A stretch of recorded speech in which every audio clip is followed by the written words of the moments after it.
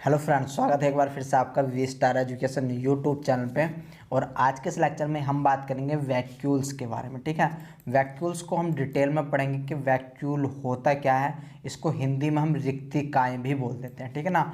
But क्या होता है कि जब आप कभी भी सेल बायोलॉजी पढ़ते हो तो काफ़ी सारे टीचर ऐसे होते हैं जो इस वैक्यूल को छोड़ देते हैं, पढ़ाते नहीं है, ठीक है ना। बट ये एक इम्पोर्टेंट ऑर्गेनल होता है क्योंकि यहाँ से हम देखने वाले हैं प्लांट सेल के बारे में बहुत है कुछ। और हम पढ़ेंगे कि ये कहाँ कहाँ पर पाया जाता है, इसकी स्ट्रक्चर क्या होती है, इसके फंक्शन क्या क्या होने वाले हैं, तो वो सब चीज़ हम पढ़ने वाले हैं। ये वैक्यूल आपका ICMR DVT, ICMR and DVT और गेट जूलॉजी, ठीक है, यहाँ पर आपका आता है। सीएसआईआर में थोड़ा लेस आता है, मतलब बहुत कमी से इसमें से क्वेश्चन मिलता है। But ICMR Indian counselling of medical research, DVT and GATE में इसमें से क्वेश्चन आते हैं, ठीक है। तो आपको ये वैक्यूल बिल्कुल भी नहीं छोड़ना है। नीट का तो पूछो मत भाई साहब, क्योंकि नीट में तो आता ही आता है वैक्यूल्स के बारे में, ठीक है। तो देखो यहाँ पर हम डिटेल में पढ़ेंगे, हम डिटेल में वैक्यूल को पढ़ेंगे। हो सकता है इससे पहले आपने वैक्यूल को कभी इतने डिटेल में ना पढ़ा हो, बट हम इंटरेस्टिंग बात करेंगे, ठीक है, वैक्यूल के बारे में। मैं यहाँ पर आपको एक बात बता देता हूँ स्टार्टिंग में ही कि मैं जून के बाद, ठीक है ना, जून के बाद या फिर 15 जून से आईसीएमआर के लिए आपको पढ़ाने वाला हूँ, ठीक है ना। आईसीएमआर के लिए पढ़ाने वाला हूँ। आईसीएमआर में यूज होने वाली स्टैटिक्स कंप्लीट कराऊंगा, ठीक है ना। इसके बाद जो जनरल साइंस होती है वो कंप्लीट करवाऊंगा, और जो आपका बायोलॉजी का पोर्शन होता है वो भी कंप्लीट करवाने वाला हूँ। यानी कि आईसीएमआर का टोटल सिलेबस आपका कवर कराने वाला हूँ जून के बाद, ठीक है ना, जून के बाद या फिर 15 जून से, ठीक है। तो गेट रेडी।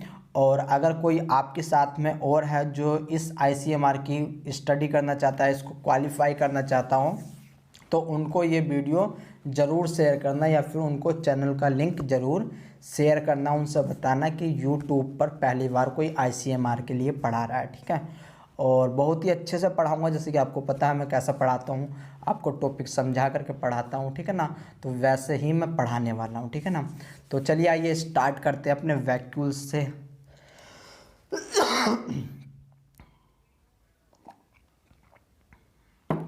देखो भाई, अब जैसे जैसे मुझे धक्का उठता रहेगा तो तुम्हें थोड़ा थोड़ा वेट करना पड़ेगा, ठीक है, क्योंकि गले की बैंड बजी हुई है, ठीक है, और मैं नहीं चाहता कि मेरे गले की और ज़्यादा बैंड बजे। तो देखो, जो आपका वैक्यूल होता है, वैक्यूल से स्टार्ट करते हैं कि वैक्यूल होता क्या है। एक्चुअली वैक्यूल बोलते हैं, इसको बोलते हैं हिंदी में रिक्तिकाएँ, ठीक है ना, रिक्तिकाएँ। यानी कि एक ऐसा जगह जो कि खाली हो, स्टार्टिंग में क्या हो, खाली हो, ठीक है, खाली स्थान हो। अब इस खाली स्थान में जब ये खाली रहेगा तो अब क्या होगा, सेल के बाहर से कुछ ना कुछ चीज़ें इसमें भरनी स्टार्ट हो जाएगी, ठीक है ना। चाहे तो वो साइटोप्लाज्म से हो, चाहे फिर वो आपका एक्स्ट्रा सेलुलर मटेरियल्स हो, ठीक है ना। तो देखो, बस हमें इसी चीज़ को देखना है कि किस प्रकार से ये अपने अंदर किसी भी मटेरियल को स्टोर करके रखता है, इसके फंक्शन क्या होते हैं, इनका साइज क्या होता है, ये कहाँ कहाँ पर पाए जाते हैं। तो वो सारी की सारी बातें हम करने वाले हैं, ठीक है ना। तो चलिए आइए स्टार्ट करते हैं।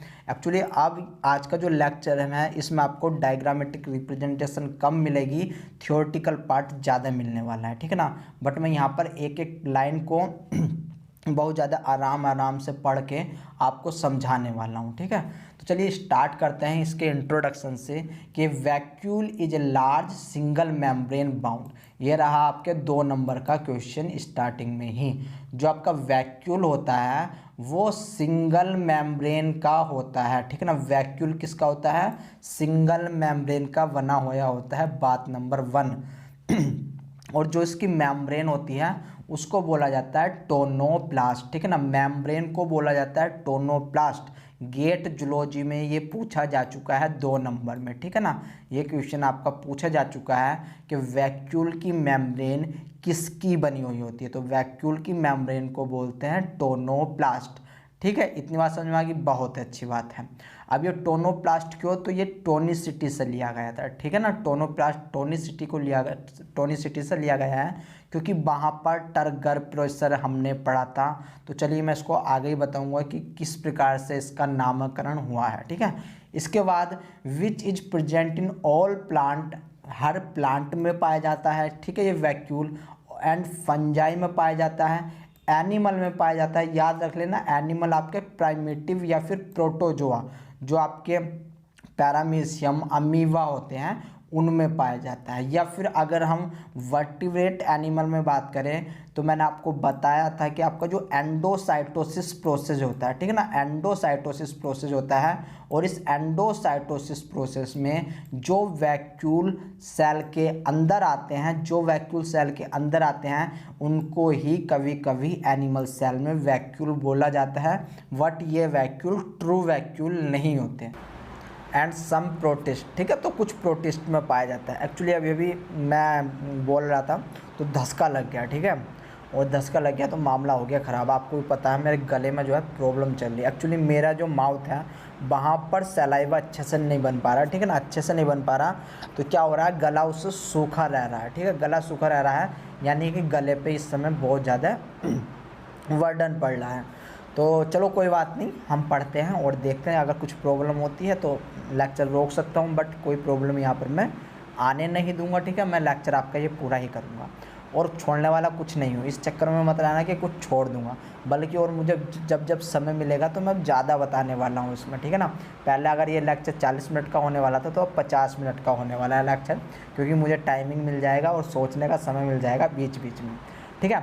इसके बाद दूसरे स्टेटमेंट पे चलते हैं कि vacuole are an integral part of cell endomembrane system, यानी कि जो वैक्यूल होता है वो आपका एंडोमेम्ब्रेन सिस्टम का पार्ट होता है, ठीक है ना। अब ये एंडोमेम्ब्रेन सिस्टम क्या वाला है, तो भाई साहब वैसे तो देखो मैंने आपको बता रखा है कि एंडोमेम्ब्रेन सिस्टम क्या वाला होती है।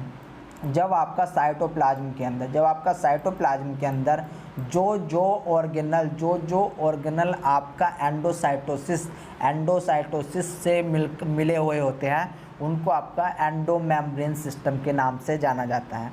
उसमें कौन कौन आते हैं, भी आते हैं आपके ER, उसमें आ जाएगी आपकी गोल्जी बॉडी या फिर गोल्जी अपरेटस, उसमें आ जाएंगे आपके वैक्यूल्स, ठीक है ना। तो आपको इतनी बात याद रखनी है।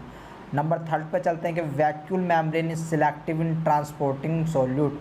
तो जो आपकी मेम्ब्रेन होती है वैक्यूल की वो कैसी होती है, वो सिलेक्टिव होती है, यानी कि कोई भी मुंह उठा करके वैक्यूल के अंदर ना तो जाने वाला है और ना ही वैक्यूल से वो बाहर आने वाला है, ठीक है ना।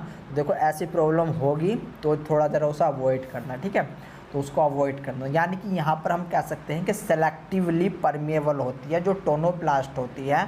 टोनोप्लास्ट कैसी होती है, सिलेक्टिवली परमेबल होती है। Vacuole are essentially enclose compartment which are filled with water containing inorganic and organic molecule.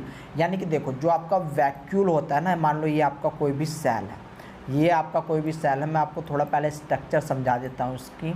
मान लो ये कोई भी आपकी प्लांट सेल है, मैं यहाँ पर एक प्लांट सेल लेकर के चल रहा हूँ, क्योंकि ये आपका वेल डिफाइन और गुड कंडीशन में कहाँ पर पाया जाता है, सेल के अंदर पाया जाता है। जब सेल का जन्म होता है तब इस सेल के अंदर इन वैक्यूल्स का जो साइज होता है वो बहुत ही ज़्यादा छोटा होता है, ठीक है ना। जैसे सेल की एज बढ़ती जाएगी वैसे आपका इस जो वैक्यूल होने वाला है इसका साइज बढ़ता हुआ चला जाएगा, ठीक है ना। तो यहाँ पर हम एक एडल्ट सेल की बात करते हैं और उसमें वैक्यूल देखेंगे। तो मान लो ये आपकी कोई भी प्लांट सेल है, ठीक है ना, कैसी है, प्लांट सेल है। अब प्लांट सेल के अंदर ये आपका कोई भी वैक्यूल पाया जाता है, ठीक है ना। आपको पता होगा कि प्लांट सेल में सबसे बड़ा ऑर्गेनल जो होता है वो आपका वैक्यूल होता है, ठीक है ना। वो कौन सा होता है, वैक्यूल होता है, ठीक है ना। बट ये बाद में बनता है, इससे भी पहले क्या होने वाला है आपका ER आपके शरीर में, आपका शरीर हो या फिर यूकैरियोटिक का शरीर हो, ER हमेशा ही सबसे बड़ा ऑर्गेनल बनाता है। तो आपको इस बात को नहीं भूलना। एग्जाम में अगर आता है कि बताइए आपकी कोशिका या फिर प्लांट कोशिका का सबसे बड़ा ऑर्गेनल कौन सा है, तो वो हमेशा AR होने वाला है, चाहे ये वैक्यूल कितना भी बड़ा हो जाए। क्योंकि भाई साहब जो वैक्यूल होता है, वैक्यूल बनता है फ्यूजन से।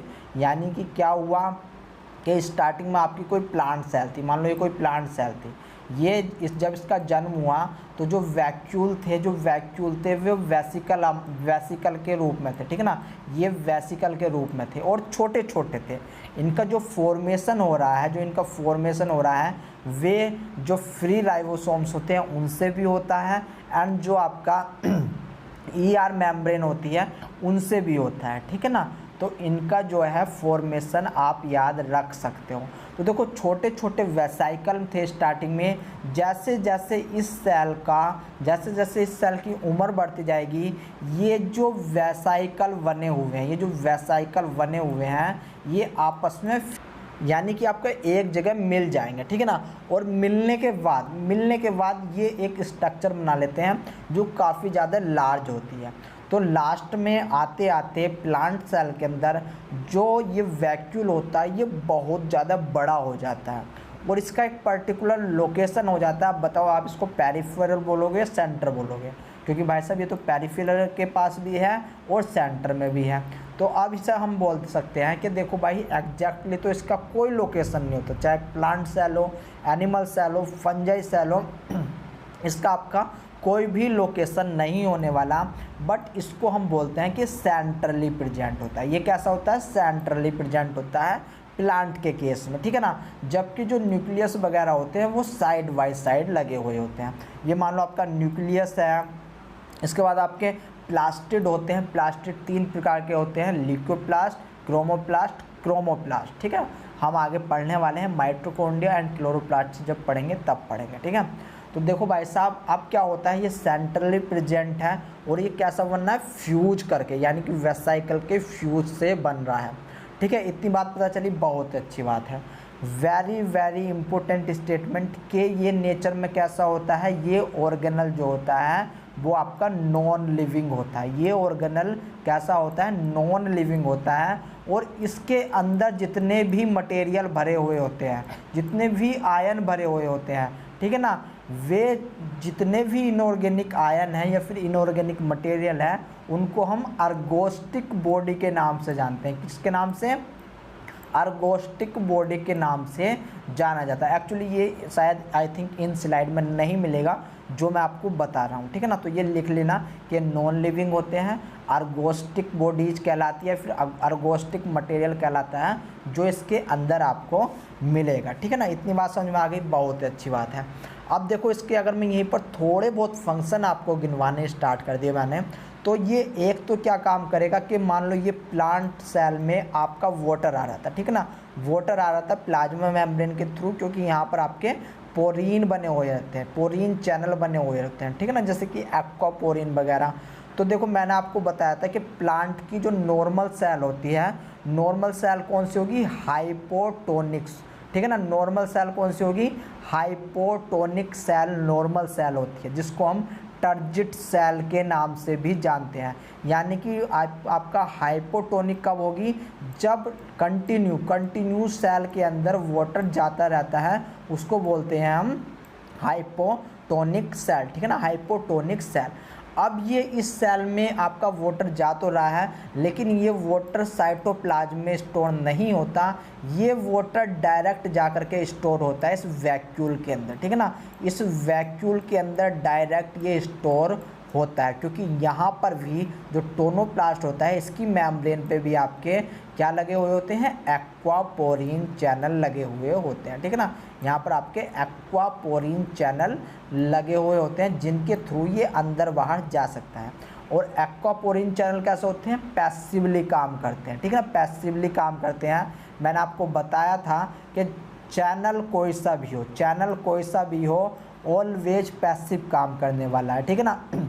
बट जब हम बात करते हैं पंप की या किसी अदर कैरियर प्रोग्राम की, ठीक है ना, कैरियर मटेरियल की, तो तब हम कहते हैं कि वहाँ पर आपका एक्टिव ट्रांसपोर्ट होने वाला है, ठीक है ना। कैसा होने वाला है? एक्टिव ट्रांसपोर्ट होने वाला है। तो चलिए आइए, और अब तक के लिए आपके लिए यही सही था। अब हम स्टेटमेंट के थ्रू चलते हैं, ठीक है ना। स्टेटमेंट के थ्रू कुछ और जानने की कोशिश करते हैं कि vacuole are essentially enclose compartment.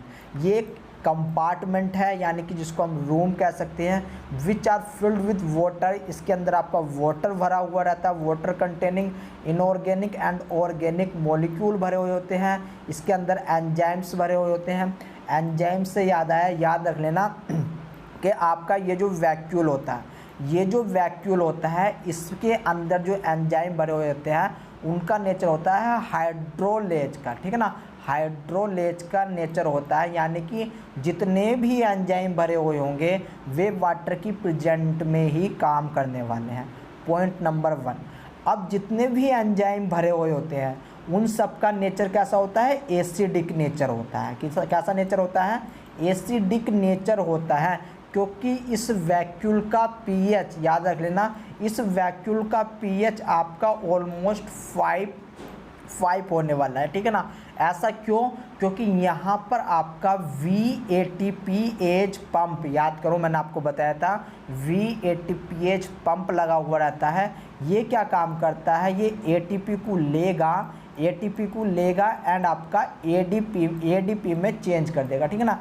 ATP को इसने लिया एंड ATP के रूप में ADP के रूप में ये चेंज हो गया, और चेंज होने के बाद अब इसके अंदर ये क्या काम करता है कि इसके अंदर हाइड्रोजन आयन को जो है इसके अंदर फिल करेगा, ठीक है ना। और आपको पता होगा कि हाईली अगर हाइड्रोजन है तो आपका पीएच कैसा होने वाला है? एसिडिक होने वाला है। ये सारी बातें मैंने आपको बता रखी है कि आपका एसिडिक पीएच क्या होता है, अल्कलाई पीएच क्या होता है, बेसिक किसको बोलते हैं, न्यूट्रल किसको बोलते हैं, ये सारी बातें मैंने आपको बता रखी है। अब यहाँ पर एक और काम की बात समझ लो कि भाई साहब इसका जो फंक्शन होता है, इस वैक्यूल का जो फंक्शन होता है, ऑलमोस्ट जिस प्रकार से लाइसोसोम वर्क करता है, बट लाइसोसोम्स ओनली ऑन आपका एनिमल सेल में मिलता है। बट ये जो वैक्यूल है ये मोस्टली और सुव्यवस्थित यानी कि फंक्शनली एक्टिव आपका किस में मिलेगा? प्लांट के अंदर, फंजाई के अंदर एंड आपका बैक्टीरिया के अंदर मिलने वाला है, ठीक है ना। यानी कि हम कह सकते हैं कि जो आपका वैक्यूल होता है इसका फंक्शन सेम ऐसा होता है जैसे कि हमने पीछे लाइसोसोम्स का पढ़ा हुआ है। बल्कि मैं कहता हूँ, मैं क्या बुकें बोलती हैं कि आपका जो वैक्यूल होता है इसका फंक्शन इस लाइसोसोम से भी काफ़ी गुना ज़्यादा होता है। इस लाइसोसोम्स में तो हमने देखा था केवल आपके 55 एंजाइम को ही डिस्कवर किया गया है, बट वैक्यूल के अंदर ऑलमोस्ट अभी तक 80 प्रकार के आपके जो है एंजाइम्स को डिस्कवर कर लिया गया है, और उनके अलग अलग फ़ायदे, मतलब उनके अलग अलग जो है बेनिफिट होते हैं, ठीक है ना। तो यहाँ पर चलो वो बात हम आगे देखेंगे। और सबसे बड़ी बात, इसका जो मार्कर एंजाइम होता है उसका नाम मत भूलना, उसका नाम आ जाता है, ठीक है ना। एग्जाम में ICMR में पूछ लिया जाएगा, DBT में पूछ लिया जाएगा, क्योंकि आपको पता है चाहे ICMR हो चाहे DBT हो, यहाँ पर ICMR में तो आपका 1 लाइनर क्वेश्चन आते हैं, ठीक है ना। सेम गेट में जो है 2 नंबर का क्वेश्चन जो रहता है वो भी आपका 1 लाइनर होता है। DBT में थोड़ा मतलब आप देखो 1 लाइनर से थोड़ा मतलब ज़्यादा आ जाता है, बट इतना ज़्यादा लंबा चौड़ा नहीं होता, आपका छोटा सा ही क्वेश्चन होता है DBT का, ठीक है ना। इजी एग्जाम होता है DBT का। अगर आप DBT की भी तैयारी कर रहे हो तो बायोकेमिस्ट्री एक बार दोबारा से पढ़ करके जाना, ठीक है ना। बायोकेमिस्ट्री दोबारा से पढ़ करके जाना, क्योंकि बायोकेमिस्ट्री DBT के लिए बहुत ही ज़्यादा इंपॉर्टेंट है। और ये सेल बायोलॉजी और इसके बाद जो मैं आपको पढ़ाऊँगा मॉलिक्यूलर बायोलॉजी, वे तीनों की तीनों यूनिट आपके लिए इम्पोर्टेंट होने वाली है। जो DBT की तैयारी कर रहे हैं वे इकोलॉजी इवोल्यूशन मत पढ़ना, ठीक है ना। इकोलॉजी इवोल्यूशन पे ज़्यादा ध्यान मत देना। जो आपकी एक तो एनिमल फिजियोलॉजी देख लेना जो DBT वाले बच्चे हैं, ठीक है ना,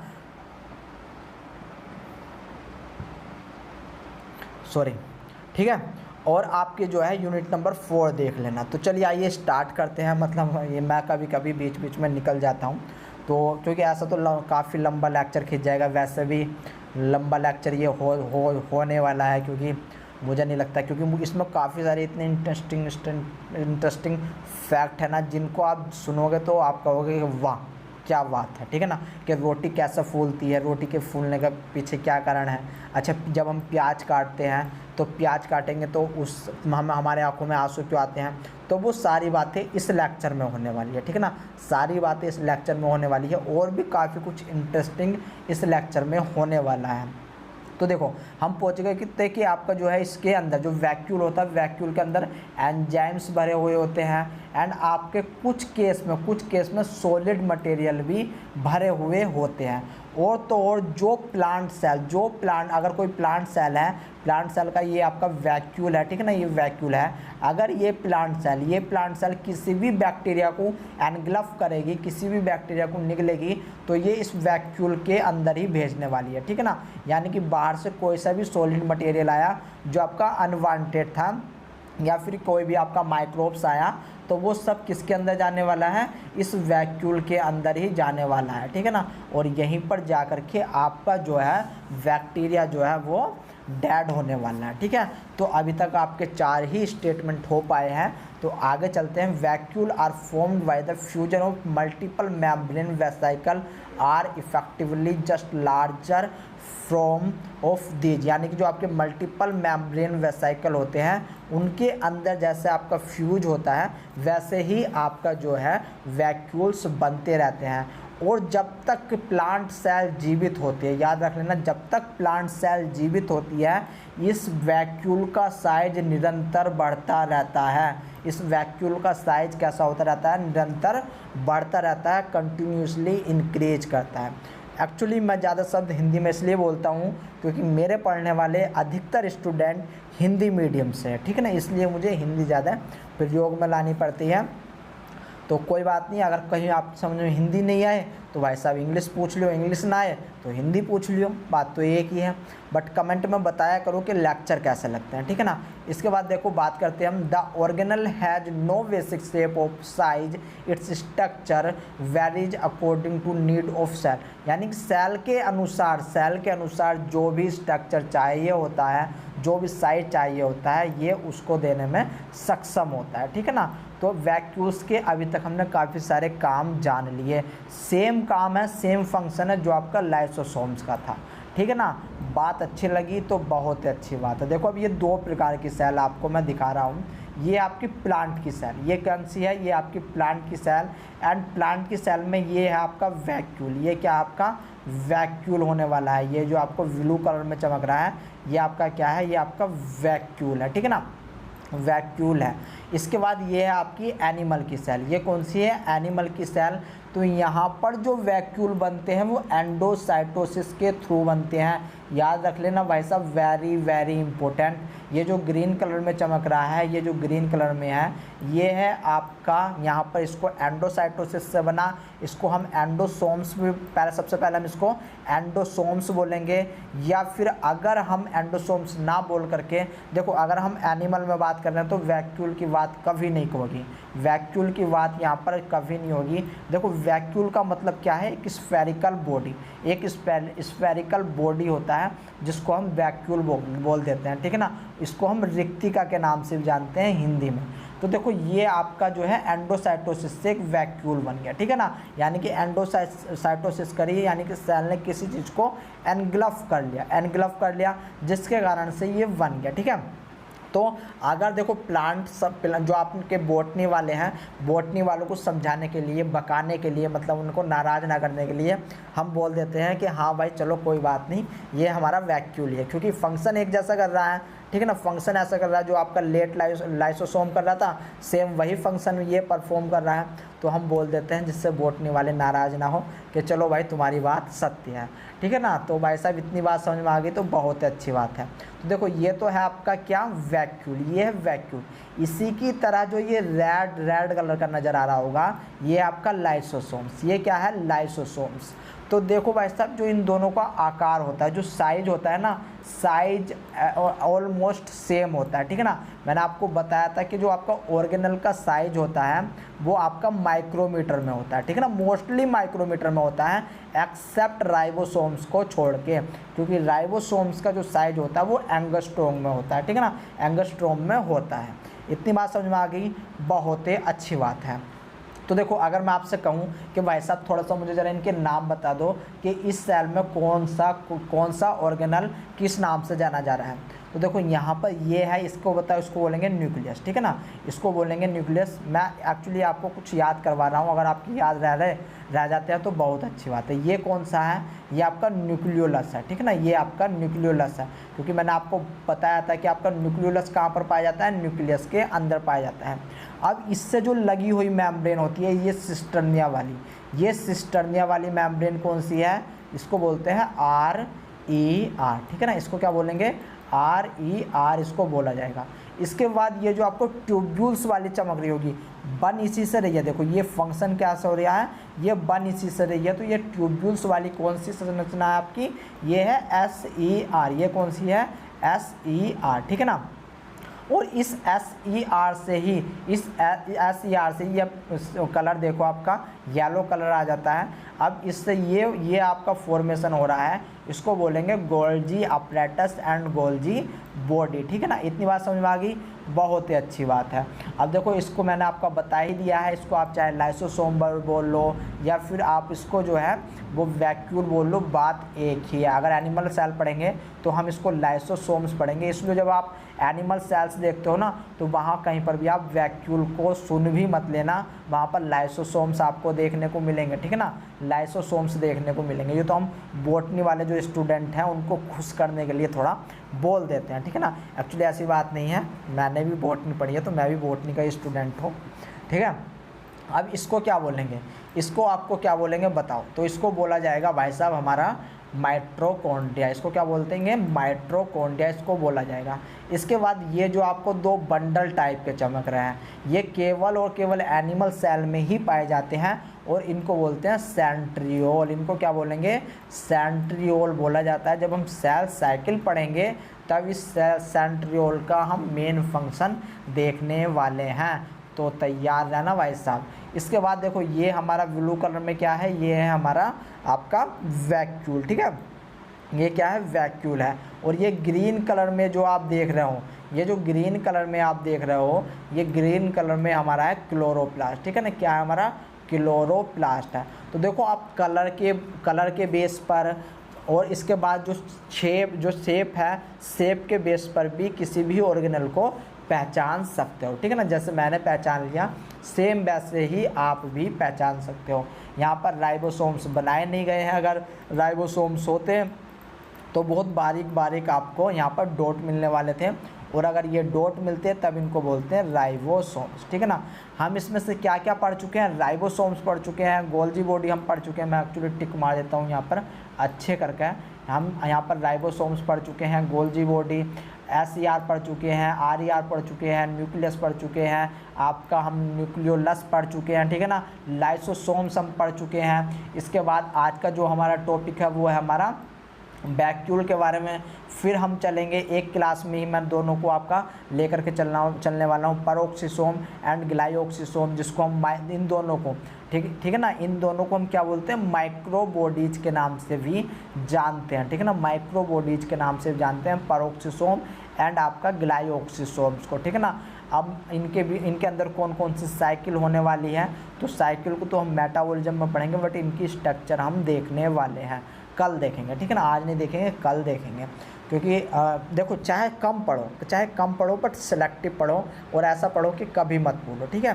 तो इतनी बात पता चली, बहुत ही अच्छी बात है। आपको पता होगा कि जो इसकी PDF हमारे टेलीग्राम चैनल से मिल ही जाती है, ठीक है ना।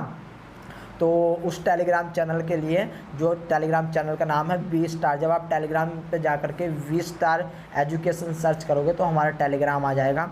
आपके कोई दोस्त है तो उनसे बोलो कि यार ज्वाइन करें, ठीक है ना। और अगर उनको कुछ भी, देखो मैंने एक से एक स्टैंडर्ड बुक अपने टेलीग्राम चैनल पर अपलोड की है, चाहे एनिमल फिजियोलॉजी की हो, प्लांट फिजियोलॉजी की हो, इसके अलावा माइक्रोबायोलॉजी की हो, सेल बायोलॉजी की हो, biochemistry, ecology, evolution, unit number 13, unit number 12, diversity, genetics, इसके अलावा एनिमल फिजियोलॉजी, इन सब की सेपरेट और स्टैंडर्ड बुक मैंने सारी की सारी अपलोड कर रखी हैं। प्रीवियस ईयर्स के पेपर क्वेश्चन अपलोड कर रखे हैं, आपके कुछ MCQ अपलोड कर रखे हैं, और जितना मैंने अभी तक पढ़ाया है वो सारा का सारा मटेरियल मैंने आपका टेलीग्राम पर अपलोड करके रख रखा है, ठीक है ना। तो अगर आपने अभी तक ज्वाइन नहीं करा तो उसको सबसे पहले ज्वाइन कर लो, सर्च कर लेना टेलीग्राम पर V स्टार एजुकेशन, ठीक है ना। V स्टार एजुकेशन आप सर्च कर सकते हो, क्या नाम है, V स्टार एजुकेशन, ठीक है। चलिए बहुत हो गया है, अब चलते हैं थोड़ा और आगे। तो अब कुछ फंक्शन देख लेते हैं कि इसके क्या क्या मेन फंक्शन होते हैं वैक्यूल्स के बारे में। The function and significance of vacuole varies according to the type of cell in which they are present, having much greater prominence in the cells of plant, fungi, certain protists that those of animal and bacteria। यानी कि जो function होते हैं इसके function depend करते हैं ये कि किस सेल के अंदर पाया जा रहा है। क्योंकि देखो अगर आपका प्लांट सेल है तो प्लांट सेल जैसे कि फोटोसिंथेसिस करता है, फोटो रेस्पायरेशन करता है, तो एनिमल सेल तो फोटोसिंथेसिस नहीं कर सकता ना।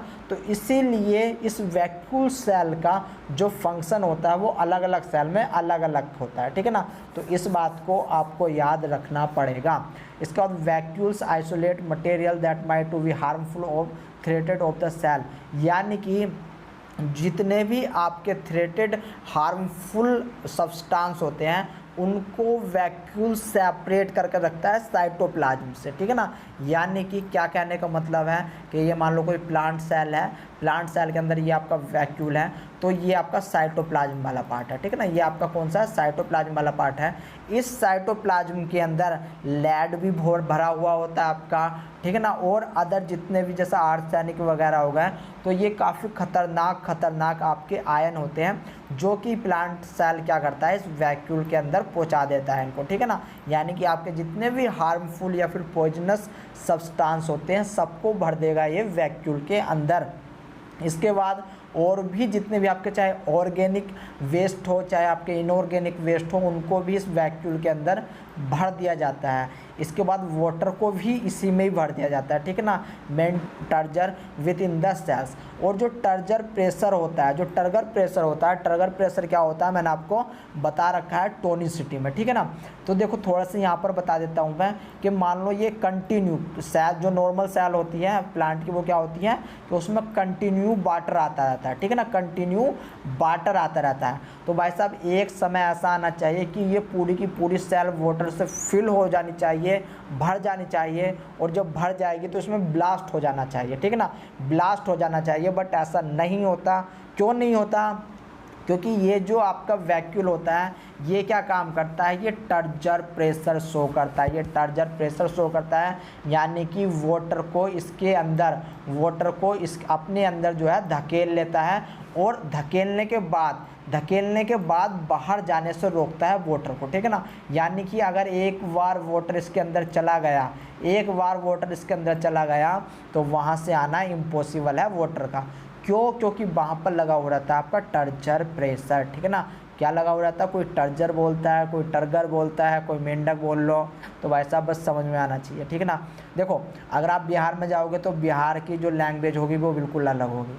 मैं कभी देखता हूँ बंगाली लैंग्वेज, तो वो अलग होगी, हालांकि हिंदी बोलते हैं बट वो एंगल होगी, उनका जो एक्सेंट है, ठीक है ना, स्पीकिंग एक्सेंट होगा वो डिफरेंट होगा। इसी प्रकार से आपको मेरा एक्सेंट थोड़ा डिफरेंट लगता होगा आपके अकॉर्डिंग, ठीक है ना।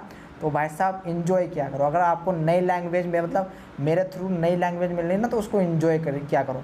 मैं ऐसे ही करता हूँ। अगर मुझको इधर इलाहाबाद साइड की या फिर आपके राजस्थानी साइड की अगर कोई लैंग्वेज कोई मेरे से बात करने वाला रहता है, मैं तो उसकी बातों को इन्जॉय करता हूँ, ठीक है ना। यानी कि देखो वैसे तो मुझे अच्छा लगता है, तो आप भी मेरी बातों को थोड़ा इन्जॉय किया करो, और थोड़ा जैसा बैठे हो लेटे हो तो भाई साहब ऐसा सीरियस मोड में मत ना बैठे करो, हंसते हुए जो है लेक्चर को देखा करो, ठीक है ना।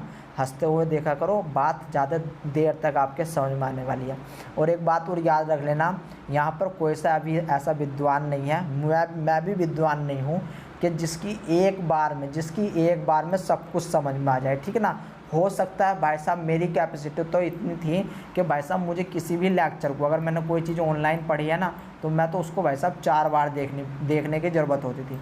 अब पढ़ा, कल को फिर भूल गया, परसों को भूल गया, 3 दिन के बाद यार सोचा यार देख लूँगा दोबारा, कोई बात नहीं, देखा, 4-5 दिन के बाद फिर भूल गया। क्यों? ना तो रिवीजन करता था ना रिकॉल करता था, बस जो एक बार पढ़ लिया सो पढ़ लिया। तो इसलिए रिवीजन रिकॉल बहुत ज़रूरी होता है, ठीक है ना। इतनी बात समझ में आ गई, बहुत अच्छी बात है। अब बढ़ते हैं आगे। मेंटेन अन एसिडिक इंटरनल पीएच, यानी कि देखो अब क्या होने वाला, वेरी वेरी इंपॉर्टेंट स्टेटमेंट है भाई साहब, और इसको समझ लो कि क्या होने वाला। मैंने आपको बताया था कि जैसे कि आपका लाइसोसोम्स होता है, सेम आपका वैक्यूल होने वाला है, ठीक है ना, वैक्यूल होने वाला है। और इसके अंदर का जो पीएच होता है वो एसिडिक नेचर का होता है, याद रख लेना, एसिडिक नेचर का होता है। इसके कारण इस साइटोप्लाज्म में जितने भी एक्स्ट्रा या फिर और कह लो कि कम है, तो यानी कि यहाँ पर जो है भी हाइड्रोजन सब अंदर की ओर आ जाते हैं। हाइड्रोजन अंदर कैसे आएंगे? By the help of BATPase transferase, ठीक है ना, BATP ट्रांसफरेज या फिर BATPase बोल सकते हैं, ठीक है ना। तो आप इस बात को मत भूलना भाई साहब। और कितने हाइड्रोजन जाते हैं तो मुझे आप बताओगे, क्योंकि मैंने आपको कल ही बता दिया था कि अगर VATPase है तो उसमें कितने हाइड्रोजन जाने हैं, और अगर PATPase है तो उसमें कितने हाइड्रोजन जाने हैं। अगर आपका F0 F1 ATPase है तो उसमें कितने हाइड्रोजन अंदर जाते हैं। क्योंकि भाई साहब 2 नंबर में आपसे यही क्वेश्चन पूछ लिया जाता है कि बताइए कि कितने हाइड्रोजन पास हो रहे हैं, केवल 2 नंबर में यही इतनी छोटी सी बात पूछ ली जाती है, और मैं आपको काफ़ी बार बता चुका हूं। तो अब आप मुझे बताएंगे, ठीक है। तो अब ये क्या है, मेंटेन करके रखता है एसिडिक इंटरनल पीएच, ठीक है ना। तो यहाँ पर कैसा होने वाला है, एसिडिक नेचर होने वाला है। Export unwanted substance from the cell, यानी कि सेल के अंदर अगर कोई चीज़ अनावश्यक रूप से आ चुकी है, यानी कि अनवांटेड आ चुकी है, तो या तो अब ये 2 काम करने वाला है, या तो इसे अपने अंदर ग्रहण कर लेगा, इंटरनल कर लेगा, या फिर इसे कहेगा कि भाई साहब तेरी हमारा किस्सा ख़त्म, तू अलग हम अलग, मतलब इसको एक्जोसाइटोसिस से बाहर भेज देगा, ठीक है ना, कि भाई साहब निकल दूर पर गुहट, क्योंकि तू खतरनाक आदमी है। जैसे कि अभी देखो, अभी 2-3 दिन पहले व्हाट्सएप पे किसी ने कोई मतलब एक ऐसी मैसेज डाला, ठीक है ना, एक किसी से बात करने के लिए कि हेलो कैसी हो। तो भाई साहब मैंने पूछा भाई काम क्या है तेरा, सवाल पूछ, यहाँ पर वैसे थोड़ा ना आया है। तो उसने कहा सर मैंने तो स्टार्टिंग करी थी।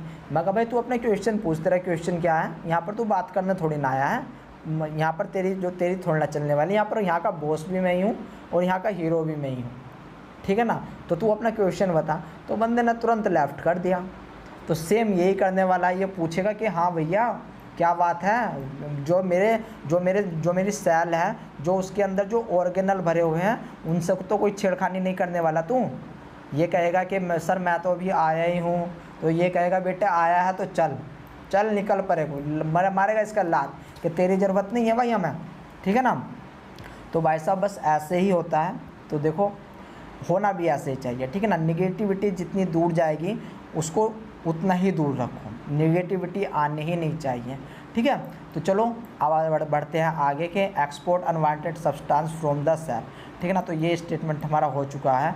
Allow plant to support structure such as leaves and flowers due to the pressure of central vacuoles. अब देखो ये क्या होता है, इसका जो साइज होता है और इसकी जो शेप होती है वो लीव्स के अंदर अलग होती है, फ्लावर के अंदर अलग होती है, ठीक है ना। यानी कि इसके अलग अलग टाइप के होते हैं, और जिसके कारण ये क्या करता है, लीव्स को क्या करने वाला है, लीव्स को सपोर्ट करता है। अब देखो इसका एक मेन काम बता रहा हूँ जो कि आपका यहाँ पर नहीं लिखा हुआ, ठीक है ना, बट मेरी याद आ गया है तो मैं इसलिए आपको यहीं पर फंक्शन समझा देता हूँ। मान लो ये आपकी कोई भी प्लांट सेल है, ठीक है ना, ये क्या आपकी प्लांट सेल है, ये आपका वैक्यूल है। अब ये वैक्यूल क्या काम करता है, ये एक ऐसा प्रेशर लगाता है जिसके कारण जो ऑर्गेनल होते हैं जो ऑर्गेनल होते हैं वे मोस्टली पेरिफेरल पे आ जाते हैं, ठीक है ना। कहाँ पर आ जाते हैं? पेरिफेरल, यानी कि इस मेम्ब्रेन के पास में आ जाते हैं। और स्पेसिफिकली कौन सा ऑर्गेनल आ जाता है? तो वो आ जाता है क्लोरोप्लास्ट, जिसके अंदर फोटोसिंथेसिस होती है, ठीक है ना, जिसके अंदर फोटोसिंथेसिस होती है। इसलिए जो क्लोरोप्लास्ट आता है, जो क्लोरोप्लास्ट आपका होता है वो just beneath of the membrane, ठीक है ना। वो किसके कारण? आपका वैक्यूल के कारण ही हो रहा है। यानी कि ये जो वैक्यूल है ये क्लोरोप्लास्ट को धकेल रहा है, ये प्रेशर मार रहा है आपका मेम्ब्रेन की तरफ आने के लिए, ठीक है ना। जिसके कारण जो आपका क्लोरोफिल है वो कहाँ पर है? वो आपका जो है मेम्ब्रेन के पास आ जाता है और फोटोसिंथेसिस बड़े ही आराम से हो जाती है, ठीक है ना। तो इसमें भी हेल्प कौन करता है? वैक्यूल ही आपका हेल्प करने वाला होता है, ठीक है ना। इतनी बात समझ में आ गई? बहुत ही अच्छी बात है। अब बढ़ते हैं थोड़ा और आगे। अब देखो ऐसा इसके थोड़े बहुत फंक्शन और लिखे हुए हैं, उनको भी पढ़ लो, और काफ़ी अच्छे इंटरेस्टिंग फंक्शन है कि इन सीड स्टोर प्रोटीन, जो आपके बीज होते हैं उसमें ये प्रोटीन को स्टोर करके रखता है for the germination in protein bodies which are modified vacuoles. अब याद रख लेना, यहाँ पर देखो इसको, अभी ये थोड़ा सा छिप जाएगा तो मैं छिपा रहा हूँ। जो वैक्यूल है वे सीड में किस चीज़ को स्टोर कर रखते हैं? प्रोटीन को स्टोर करके रखते हैं, ठीक है ना। वेरी इंपॉर्टेंट, मैं क्या बताने की कोशिश कर रहा हूँ, प्रोटीन को स्टोर करके रखने की कोशिश करते हैं। बट जो आपके पेरोक्सिसोम होते हैं, जो आपके पेरोक्सिसोम एंड आपके ग्लाइऑक्सिसोम होते हैं, वे किसको स्टोर करके रखते हैं? तो वे स्टोर करके रखते हैं फैट को, ठीक है ना। वे किसको स्टोर करके रखते हैं? फैट को। और ये क्वेश्चन, ये स्टेटमेंट के थ्रू आपसे पूछा जा चुका है कि बताइए कि आपके जो वैक्यूल होता है, वैक्यूल किसको स्टोर करके रखता है, और आपका जो पेरोक्सिसोम एंड ग्लाइऑक्सिसोम है वे किसको आपका स्टोर करके रखते हैं। एग्जिट 4 नंबर में CSIR में पूछा जा चुका है, और आई थिंक यही क्वेश्चन आपका DVT में भी आया था, ठीक है ना। यही क्वेश्चन आपका DVT में भी आ रखा है, तो आपको ये दोनों पॉइंट पता होने चाहिए, ठीक है। अब देखो इसके बाद बात करते हैं कि वैक्यूल, इसलिए देखो आप PDF डाउनलोड कर लेते हो आराम से, कोई दिक्कत वाली बात नहीं है, लेकिन आप भी देखते होंगे कि कुछ बातें ऐसी होती हैं कि आपको उस PDF में नहीं मिल पाती, ठीक है ना। और अगर आप ICMR की आगे तैयारी कर रहे हो तो वीडियो लेक्चर मत छोड़ना, ठीक है ना। वीडियो लेक्चर बिल्कुल मत छोड़ना, क्योंकि यहाँ पर मैं छोटी बातें ऐसी बताता रहता हूँ जो कि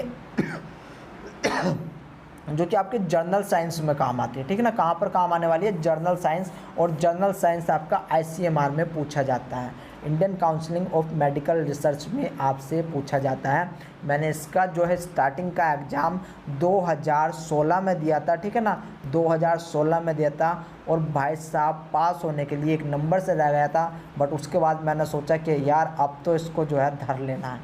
अब तो ये ICMR मुझे देखने में इतना इजी लगा कि भाई साहब इससे इजी जो है आपका जो है वो एग्ज़ाम नहीं है। क्यों? क्योंकि देखो भाई 2 घंटे का समय होता है इसको करने के लिए, ठीक है ना।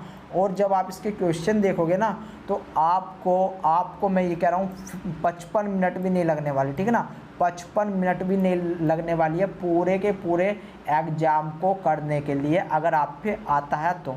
और खुश होते हुए और आते हो अलग से, बट अगर आपको एग्ज़ाम से निकलते वक्त खुश होना है तो उससे पहले आपको रोना पड़ेगा, उससे पहले आपको मेहनत करनी पड़ेगी, उससे पहले आपको कंफर्टेबल जोन से बाहर आना पड़ेगा, ठीक है ना। उससे पहले आपको जो है दुनिया देखनी पड़ेगी, वो भी किताबों की, असल दुनिया नहीं, किताबों की दुनिया देखनी पड़ेगी, ठीक है ना। देखो भाई साहब, आपका चाहे सिलेबस ICMR का हो, ठीक है ना, चाहे सिलेबस आपका ICMR का हो, चाहे सिलेबस आपका DVT का हो, चाहे सिलेबस आपका SET का हो, चाहे सिलेबस आपका ICR, चाहे botany, ICR zoology, ICR biotechnology, ICR microbiology, ठीक है ना, इनका सिलेबस हो, या फिर आपका किसी अदर जैसे कि RAT वगैरह का एग्ज़ाम होता है, यानी कि लाइफ साइंस के, मैं ये बोलता हूँ भाई साहब कि कुछ टॉपिक ऐसे होंगे जो मैंने ना पढ़े हुए होंगे, ठीक है ना, जो मैंने ना पढ़े हुए होंगे और जो मेरी समझ में ना आए हुए होंगे। तो चलिए देखो आगे बढ़ते हैं और थोड़ा और समझने की कोशिश करते हैं कि vacuole also play a major role in autophagy. यानी कि देखो यहाँ पर जो वैक्यूल्स होते हैं, वैक्यूल्स हमारा ऑटोफैगी भी करते हैं। ऑटोफैगी क्या होता है कि आपका सेल के अंदर, प्लांट सेल के अंदर जितना भी डैब्रिस होगी, जितनी मान लो कोई डैब्रिस है आपकी, तो यहाँ पर आपका क्या बनने वाला है, आपका एक फैगोस्फीयर बनेगा। फैगोस्फीयर बनने के बाद ये पूरा का पूरा कवर कर लिया जाएगा एक मेम्ब्रेन से, और इस मेम्ब्रेन, अब ये देखो मान लो आपकी कोई डैब्रिस बनी हुई थी, अब इस डैब्रिस को आपका पहुंचा दिया जाएगा कहाँ पर, वैक्यूल के पास में। तो ये कहलाता है आपका ऑटोफैगी, ठीक है ना, autophagy. And maintaining a balance between biogenesis, biogenesis क्या होती है वो भाई साहब आपको पता होना चाहिए, एंड डिग्रेडेशन, ठीक है ना, of many substance and cell structure in certain organism. इतनी बात समझ में आ गई, बहुत ही अच्छी बात है। They also aid in lysis and recycling of misfolded protein in the cell, यानी कि भाई साहब ये तो मतलब बहुत ज़्यादा महान काम कर रहा है, जो आपकी रिसाइकलिंग कर रहा है प्रोटीन की, ठीक है ना, रिसाइकलिंग प्रोटीन की कर रहा है। इसके बाद vacuole participate in the destruction of invading bacteria, यानी कि अगर किसी बैक्टीरिया ना बाहर से आक्रमण करता है, ठीक है ना, कोई बैक्टीरिया बाहर से आक्रमण करता है तो उसको भी डिस्ट्रक्शन करने का, यानी कि उसको भी डिस्ट्रॉय करने का काम कर सकता है। Specific form of vacuole have a role in housing symbiotic bacteria.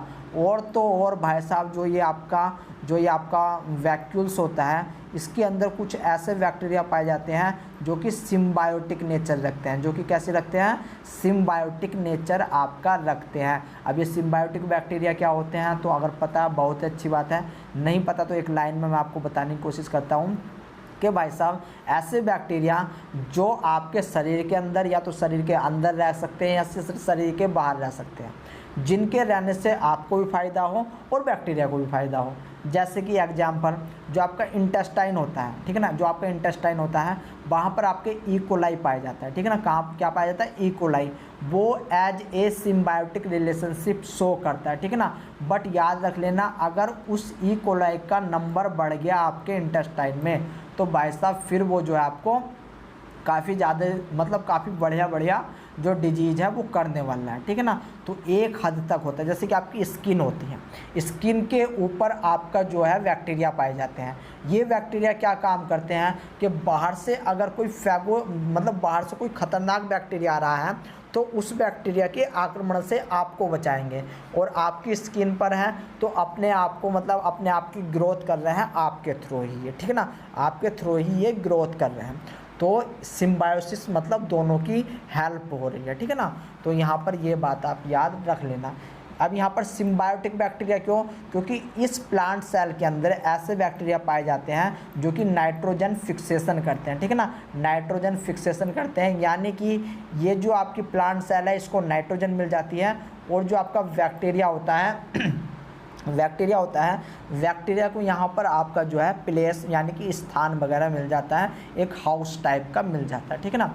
इसके बाद इन protist vacuole have the additional function of storing food, मैंने आपको बताया कि स्टोरिंग करने का काम करता है, ठीक है ना, और इसमें ज़्यादा इतनी कोई बात नहीं कि डाइजेस्टिव वेस्ट वगैरह इसमें भरा हुआ रहता है, उन सबका मैनेजमेंट आपका कौन करता है, ये वैक्यूल ही करने वाला है। तो देखो भाई साहब, अब बैक्टीरिया देखो, अगर किसी को पता है बैक्टीरिया क्या होता है तो सही, किसी को नहीं पता तो bacteria is a unicellular prokaryotic organism, ठीक है ना। मैंने क्या बोल दिया इतनी जल्दी कि बैक्टीरिया आपका यूनिसेलुलर होता है, यूनिसेलुलर मतलब केवल एक ही सेल का बना हुआ होता है, और ये कैसा होता है, प्रोकैरियोटिक होता है, ठीक है ना। प्रोकैरियोटिक मतलब जिनके अंदर केंद्रक नहीं पाया जाता, जिनके अंदर न्यूक्लियस नहीं पाया जाता है, उनको बोलते हैं प्रोकैरियोटिक। तो we can say bacteria is a unicellular prokaryotic organism, ठीक है ना। तो बैक्टीरिया क्या होता है, बैक्टीरिया के अंदर कुछ स्पीशीज पाई जाती हैं, ठीक है ना, बैक्टीरिया के अंदर कुछ स्पीशीज पाई जाती है जहाँ पर आपका वैक्यूल्स पाया जाता है। मान लो ये आपका वैक्यूल है, तो वैक्यूल जो ये आपका कोई बैक्टीरिया है, ये बैक्टीरिया अगर आपका पानी में रह रहा है, ठीक है ना, पानी में रह रहा है, तो पानी में रहने वाले बैक्टीरिया को लिए फ्लोटिंग का काम करते हैं, यानी कि कुछ गैस वैक्यूल बना देते हैं, ठीक है ना, कुछ गैस के वैक्यूल बना देते हैं जिसके कारण वे फ्लोट कर सकते हैं पानी के ऊपर। या फिर जो बैक्टीरिया आपके टेरेस्ट्रियल वगैरह होते हैं या फिर अदर कहीं पर भी रहते हैं तो वहाँ पर एक प्रकार की स्टोर बॉडी बना देते हैं, जैसे कि PHS, ठीक है ना, PHS हो गया आपका। काफ़ी सारे अलग अलग वैक्यूल्स होते हैं जहाँ पर आपका कार्बोहाइड्रेट्स, प्रोटीन, विटामिन, ये सारे के सारे चीज़ें भरी हुई होती हैं, ठीक है ना, बैक्टीरिया के अंदर। तो आप समझ में आया कि बैक्टीरिया के अंदर वैक्यूल क्यों ज़रूरी है, ठीक है ना। तो इसलिए ज़रूरी है। Large vacuole are found in 3 जर्ना ऑफ फिलामेंटस सल्फर बैक्टीरिया। जो आपके सल्फर बैक्टीरिया होते हैं उनके अंदर आपका लार्ज वैक्यूल्स पाया जाता है, लाइक थायोप्लोका एंड वेजिटोवा एंड थायो मार्गेरिटा। याद रख लेना, अगर आपसे पूछा जाता है कभी भी कि बताइए कौन से ऐसे बैक्टीरिया है जो जिनका साइज सबसे बड़ा है, तो याद रख लेना थायो मार्गेरिटा का साइज बैक्टीरिया के अंदर सबसे बड़ा होता है। ये कुछ mm तक के होते हैं, ठीक है ना, माइक्रोमीटर से लेकर के कुछ mm तक के होते हैं। The cytosol is extremely reduce in these जर्ना and the vacuoles can occupy between 40 to 98% of cell. यानी कि क्या कह रहा है ये कि मान लो भाई साहब ये आपका कोई बैक्टीरिया है एंड बैक्टीरिया के अंदर कभी कभी तो 40% और कभी कभी पूरा का पूरा 98% ये वैक्यूल ही जगह घेर लेते हैं, ठीक है ना, ये वैक्यूल ही जगह घेर लेते हैं।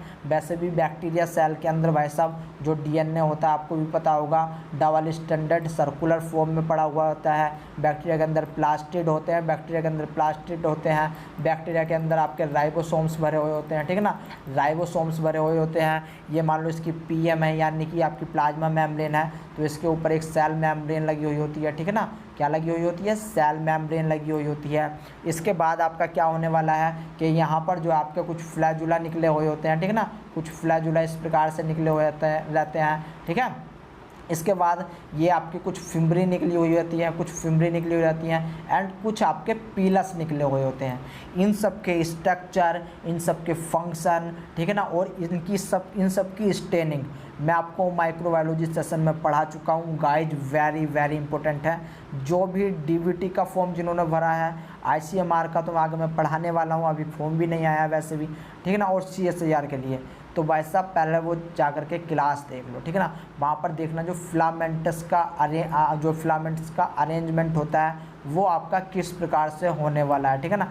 9+2 की अरेंजमेंट आपको कहाँ पर मिलेगी, 9+2 की अरेंजमेंट कहाँ पर मिलेगी, 9+0 की अरेंजमेंट कहाँ पर मिलेगी, ये 9+2 9+0 है क्या, तो वो सारी चीज़ें मैंने आपको माइक्रोबायोलॉजी में बता रखी है, ठीक है ना। इतनी बात समझ में आ गई, बहुत ही अच्छी बात है भैया। आप बढ़ लेते हैं आगे। The vacuole contain high concentration of nitrate ion and is therefore thought to be a storage organelle।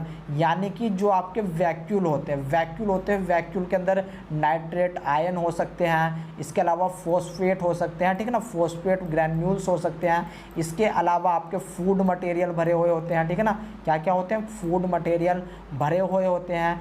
कुछ गैस वैक्यूल होते हैं, वे क्या करते हैं, वे freely permeable to the gas, जो कि गैस का फ्रीली परमिएबल कर सकते हैं, यानी कि आदान प्रदान कर सकते हैं, ठीक है ना। Are present in some species of cyanobacteria, they allow the bacteria to control their buoyancy. Buoyancy का क्या मतलब होता है, तो बोयंसी का मतलब होता है खाली जगह, ठीक है ना, बोयंसी का मतलब होता है खाली जगह, ठीक है। तो बैक्टीरिया के अंदर जो खाली जगह है उसको भरने का काम ये वैक्यूल्स ही करते हैं। इतनी बात समझ में आ गई, तो भाई साहब बढ़िया बात है, मतलब अच्छी बात है। अब बढ़ते हैं थोड़ा और आगे। अब देखते हैं प्लांट के अंदर, बैक्टीरिया के अंदर हमने देख लिया है। आई थिंक मेरे ख्याल से 2 स्लाइड अब और बची हैं, तो 2 स्लाइड को पढ़ लेते हैं। तो यहाँ पर अब पढ़ते हैं प्लांट के बारे में। तो प्लांट के बारे में देखो, मैं ऊपर की बात बता रहा हूँ क्योंकि काफ़ी कुछ मैंने समझा दिया है। तो यहाँ पर 70 से 80% भाग जो आपका एक मैच्योर सेल होती है, उसके अंदर एक ही वैक्यूल पाया जाएगा, ठीक है ना, एक वैक्यूल पाया जाएगा बड़ा सा, छोटे छोटे वैक्यूल आपके बनते रहते हैं, ठीक है ना। जब तक ये प्लांट सेल जिएगी तब तक आपका जो है वैक्यूल सेल बनते रहेंगे, बट ये वैक्यूल सेल बनेंगे और इसमें फ्यूज होते रहेंगे, यानी कि इस वैक्यूल्स का जो है साइज बढ़ता चला जाएगा, ठीक है ना, साइज कैसा होगा, बढ़ता चला जाएगा, ठीक है। तो एक बात आपको याद रखनी है ये वाली। दूसरी टोनोप्लास्ट की, कि ये किसके बने होते हैं, टोनोप्लास्ट के बने हुए होते हैं। तीसरी बात आपको याद रखनी है कि इनके अंदर लो पीएच पाया जाता है, यानी कि एसिडिक नेचर इनके अंदर पाया जाता है, ठीक है ना। बहुत सही, अगर इतनी बात आपकी समझ में आ गई है तो।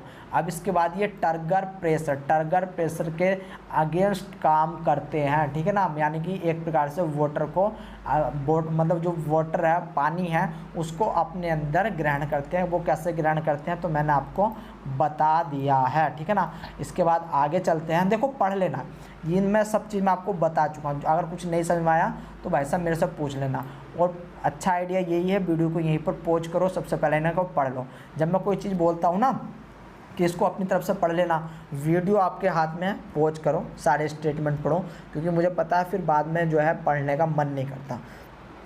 तो अगर कोई चीज़ आपकी याद अभी हो जाए तो वो बहुत ही अच्छी बात। एक्चुअली एक तो मैंने जो व्रत में कुट्टू का आटा होता है ना, उसकी पूरी खा ली अभी, ठीक है ना। वे गले पे और ज़्यादा मतलब ऐसा कर रहे हैं ना, और मतलब आलू थी, एक कुट्टू की पूरी थी, वो खा ली, तो उसकी वजह से जो भाई साहब गले में और ज़्यादा मेरी बैंड बजी पड़ी है। ठीक है, बट कोई बात नहीं आगे बढ़ते हैं।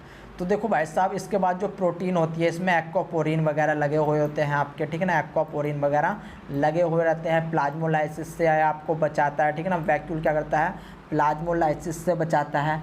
इसके बाद आपका जो है टर्गर प्रेशर जो आपका एक्सट्रैक्ट होता है, ठीक है ना।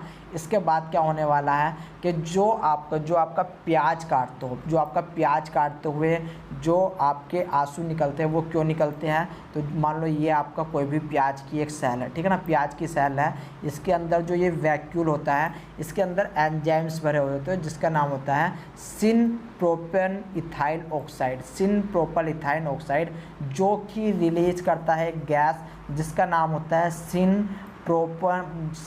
प्रोपेन इथाइल सल्फर ऑक्साइड, ठीक है ना, सल्फर ऑक्साइड। इस गैस को रिलीज करता है ये एंजाइम्स, ठीक है। जिसके कारण क्या होता है, अगर देखो हम इस सेल को काटेंगे तो काटने के बाद जैसे ही ये आपका ऑक्सीडाइज होगा, यानी कि सिन प्रोपेन इथाइल आपका ऑक्सीजन के आपके जो है कांटेक्ट में आएगा, तो ये सल्फ़र से रिएक्शन करेगा, एकदम से आपकी गैस का फॉर्मेशन होगा। और उस गैस के फॉर्मेशन होने पर आपको जो है वो अपनी आँखों में थोड़ी मिर्ची टाइप की लगेगी, ठीक है ना। तो भाई साहब जब कभी भी प्याज काटो तो प्याज काटने के बाद आपको वो पानी निकल रहा है, आप सोचते हो ना कि प्याज काट लिए हमारे आँखों से पानी निकल रहा है, अच्छी बात है, तो चलो वो पानी निकल रहा है, निकलन 200, बट प्याज काटने के बाद ये स्पेसिफिकली जो घर में बहनें काम करती हैं ना, जो माताएं काम करती हैं, उनके लिए बता रहा हूँ कि आपको जो है प्याज काटने के बाद पानी से हाथ धुलना चाहिए, ठीक है ना। आप चाहे एक प्याज काट रही हो या फिर 2 प्याज काट रही हो, इससे आपकी आंखें बची रहेगी, ठीक है ना। अगर मैं पूरा का पूरा आपको प्रोसेस समझाने लगा तो मुझे यहाँ पर कम से कम 15 मिनट लग जाएंगे, क्योंकि फिर इसकी एक पूरी की पूरी मैकेनिज्म है, ठीक है ना, पूरी की पूरी मैकेनिज्म है कि किस प्रकार से आपके हाथों पर केमिकल लगा हुआ रह जाता है, या फिर वो जो गैस है वो किस प्रकार से आपका काम करती है।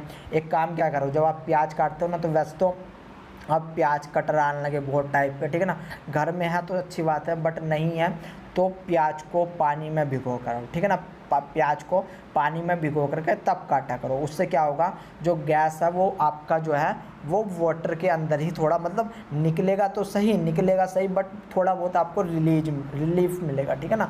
तो आप इस बात को याद भी रख लेना, इस जो ये आपका कंपोनेंट है, इस कंपोनेंट को मत भूलना, ठीक है ना। और अगर यहाँ पर सल्फर लगा देंगे तो वो बन जाएगी एक गैस, ठीक है ना, वो बन जाएगी एक गैस। अब आपकी रोटी क्यों फूलती है, तो रोटी के फूलने का कारण होता है कि आपका जो आटा होता है उसमें पाया जाता है ग्लूटेन, और ग्लूटेन में क्या होता है, ग्लूटेन में आपका जब इस ग्लूटेन को जब आपका आटा मला जाता है तो जो प्रोटीन होती है, प्रोटीन के अंदर कार्बन डाइऑक्साइड भर जाती है, और जब कार्बन डाइऑक्साइड भर जाती है फिर उसके बाद उस आटे को जो आप लोई बनाते हो उसको फिर हीट किया जाता है, तो वहाँ से फिर कार्बन डाइऑक्साइड जो है बाहर निकलती है, और जब कार्बन डाइऑक्साइड बाहर निकलती है तो जो रोटी के अंदर भरी हुई रहती है वो रहती है कार्बन डाइऑक्साइड, यानी कि CO2 आपका भरा हुआ रहता है, ठीक है। तो ये सारे के सारे स्टेटमेंट आप अपनी तरफ से पढ़ सकते हो। इसके बाद फंजाई के बारे में बात करेंगे। तो फंजाई में क्या होता है कि मान लो आपकी कोई फंजाई है, फंजाई के अंदर भी सेम काम होने वाला है। पीएच का रेगुलेशन वगैरह होगा। मान लो ये आपका कोई वैक्यूल है, ठीक है ना, फंजाई में ये आपका कोई वैक्यूल है। अब इस वैक्यूल के अंदर मान लो ये कोई आपकी फंजाई थी, मैं यहाँ पर जो है ईस्ट ले लेता हूँ। क्या ले लेता हूँ? ईस्ट ले लेता हूँ। आपको पता होगा ईस्ट कुछ इस प्रकार से होता है कि बडिंग टाइप होता है आपका, ठीक है ना, एक बड निकली हुई होती है। तो मान लो ये आपका वैक्यूल्स है, ठीक है ना, ये क्या वैक्यूल्स है। तो इस फंजाई के अंदर जितने भी आपके टॉक्सिक आयन पाए जाते हैं, तो फंजाई उन सब टॉक्सिक आयन को इसके अंदर भर देती है। जैसे कि टॉक्सिक आयन में आपका स्ट्रोंटियम हो सकता है, कोबाल्ट हो सकता है, लेड हो सकता है, तो वो सबको इसके अंदर जो है स्टोर करके रख देती है। तो देखो ये था आपका फंजाई के बारे में। अब एनिमल आ जाता है।